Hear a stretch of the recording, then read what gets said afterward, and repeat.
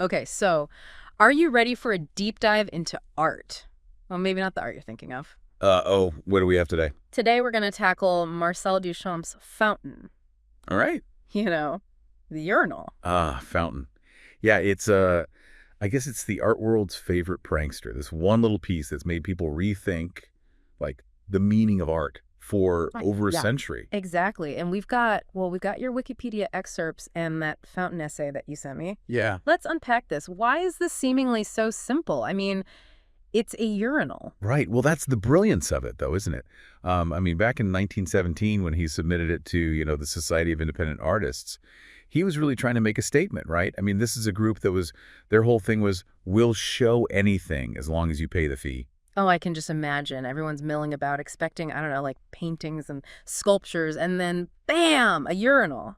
It really is. And especially, it's on its back. Yeah, talk about a statement. It's almost like he was holding like a mirror up to the art world and saying like, okay, so you'll accept anything. Let's see what you do with this. And he didn't even use his real name, right? It was signed R. Mutt. Right. R. Mutt, which is key. Uh-huh.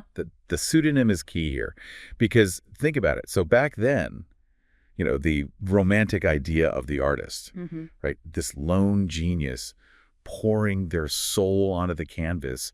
And Duchamp just throws like a wrench in that whole image with R. Mutt. So he's playing with like our expectations about what makes an artist and what even is art. Exactly. Yeah, Yeah. exactly. And then, there's all the speculation about the name itself, right? Like, was it a nod to Mott Plumbing, which, made the urinal? Was it a play on the Butt and Jeff comics, which were popular at the time? Oh, and what about like, wasn't Richard at the time kind of slang for like a rich person? Yeah. So it's like he's also making fun of people who are like these wealthy art collectors being like, here's your art. Here's your expensive art piece, this toilet. Yeah. It's that ambiguity, too, that refusal to give a straight answer. That's what I love about Duchamp.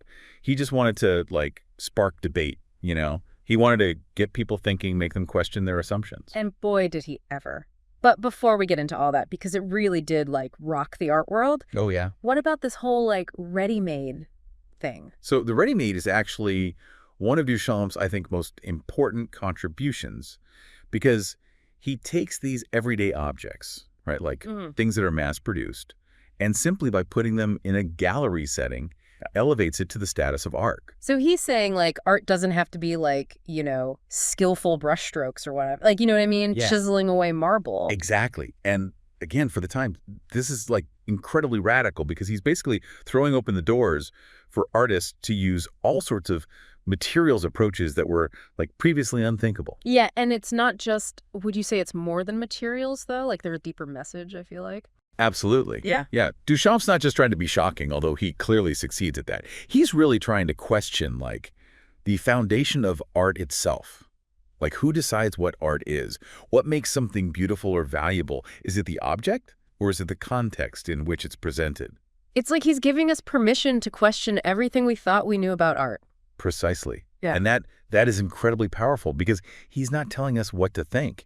He's just forcing us to confront our own preconceived notions about art, about beauty, about value. And let's not forget, it's not like he just plop it down in the gallery. It's turned 90 degrees from how it would, Aha. See, now that's where things get even more interesting because, was this a deliberate act? Yeah. Was he trying to make a statement about, the way we view everyday objects? Or was he playing with, form itself? I've heard some art historians say that he was making a comment on gender roles in art. Oh, so. Like the feminine curves of the urinal juxtaposed with its, Function. Yeah, which is definitely, Masculine, yeah. masculine. And then, I've even heard that, like, turns it into, like, almost like a veiled religious figure. Yeah. Challenging our traditional notions of spirituality. Wow. It's crazy, right? It's incredible how such a simple object can, like, generate so many layers of interpretation. It's amazing. Right. And that, again, speaks to Duchamp's genius, that he could create a work that is simultaneously, like, provocative and humorous and intellectually stimulating. You know what I mean? He just wanted to start a dialogue, and he certainly succeeded at that.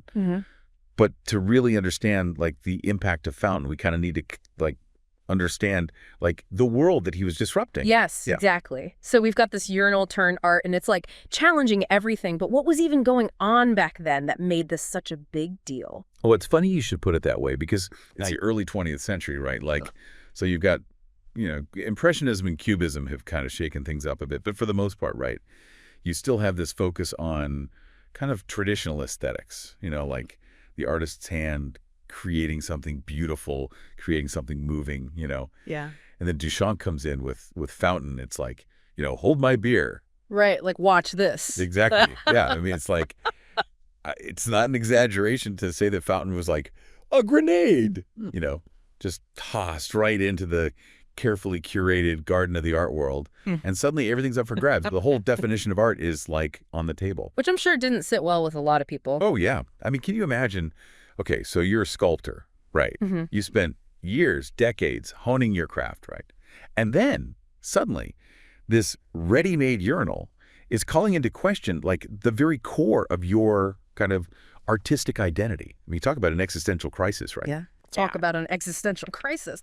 But like even with that, wasn't the society, didn't they kind of have a rule that they had to show it? Like, we'll take anything as long as you pay.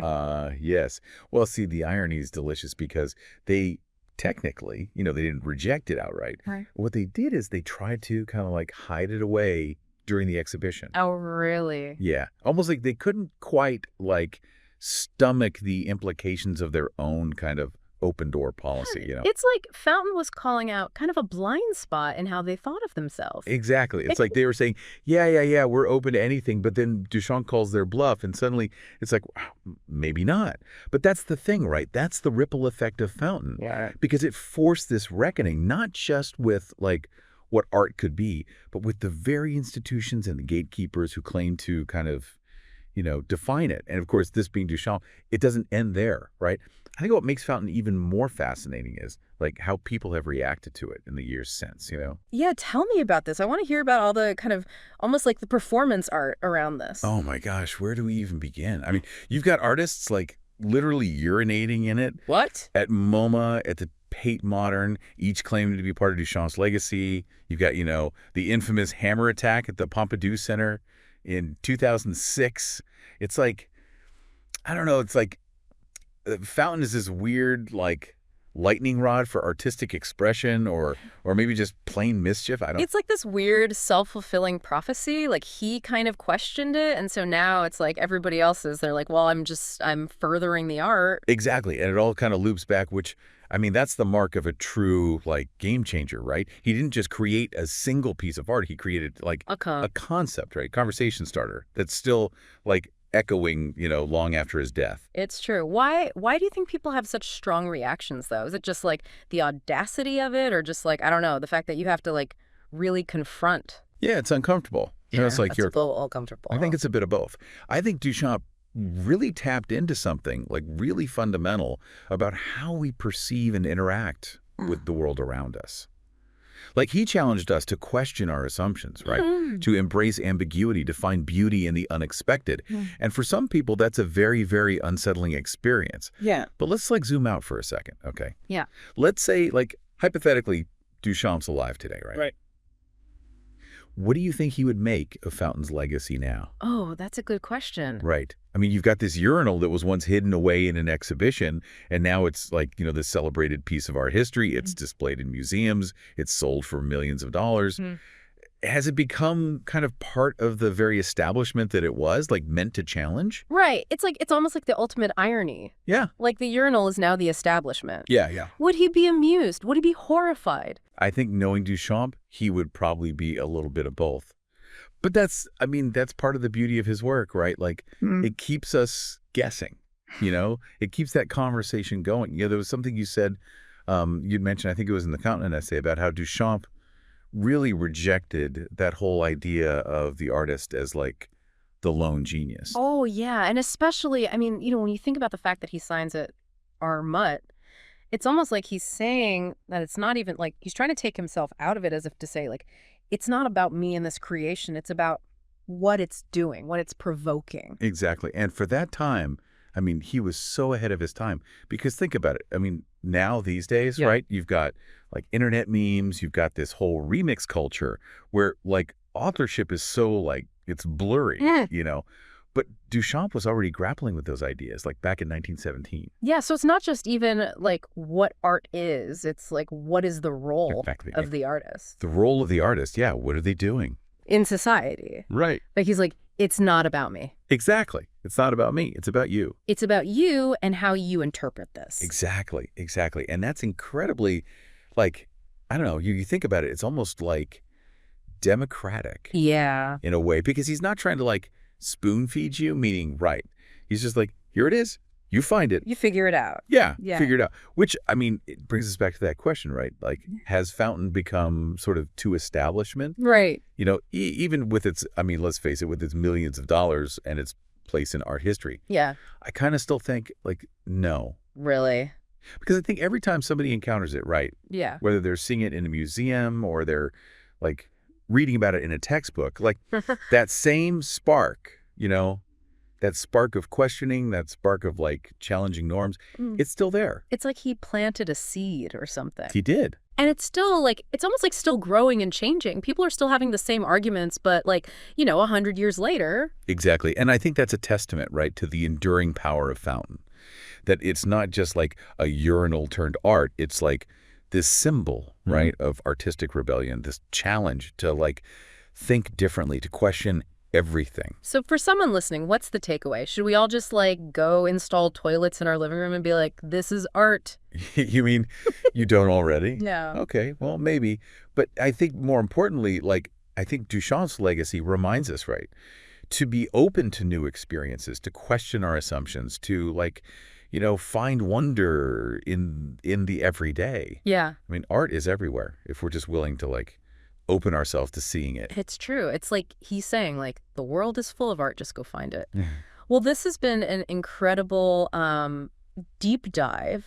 Thank you for, walking us through all this. I feel like I even learned some things. The pleasure was all mine. And for you listeners out there, I guess next time you see something, whether it's a urinal or a fire hydrant or just like a discarded coffee cup, take a second. Yeah. Look at it and think, like, could this be art? Why not? You might surprise yourself. This is The Deep Dive, signing off.